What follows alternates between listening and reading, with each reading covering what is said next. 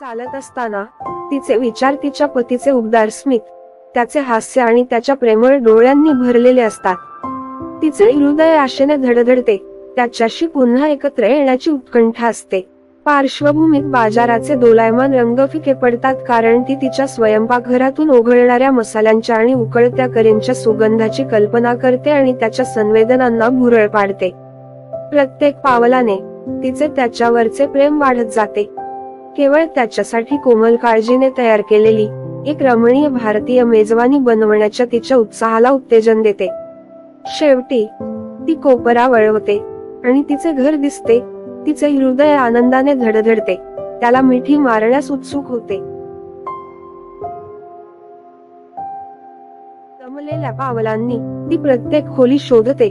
तिचे डोळे त्याच्या उबदार हास्याची झलक शोधत आहेत, पण तो कुठेच सापडत नाही. चिंता निराशेत वळते.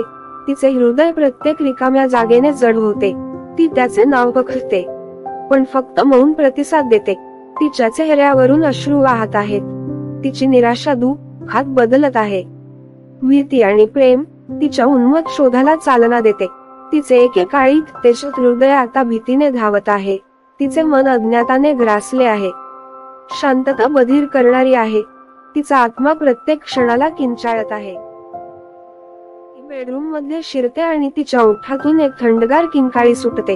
तिच्या पतीचा निर्जीव मृतदेह पलंगावर पडलेला, निर्घृण हत्येचा बळी. वेदनेने रडत ती त्याच्या शेजारी कोसळली तेव्हा तिच्या चेहऱ्यावरून अश्रू वाहत होते. शांतता बधीर करणारी आहे. मारेकऱ्याची ओळख लपवत आहे, एक रहस्य जे कायमचे अस्थिर राहू शकते.